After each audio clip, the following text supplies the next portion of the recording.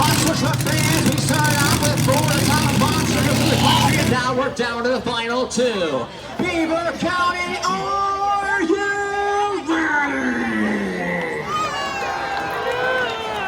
Let's meet those 2 championship round contenders. Introducing to you first in the far lane, it's that big black Chevy that's been rocking the house all year long. One half of the Beast Brothers duo. Out of Dayton, Ohio, it's Ryan Holeman and Afton.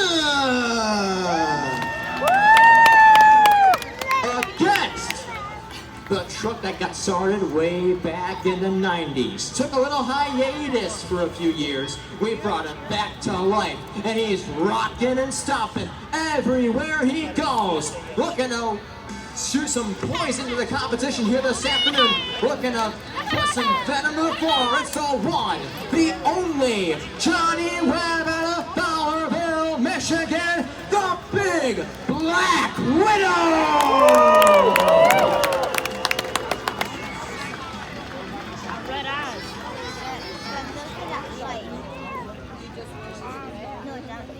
Here we go, ladies and gentlemen. Black Widow versus Amped Up in our championship round race.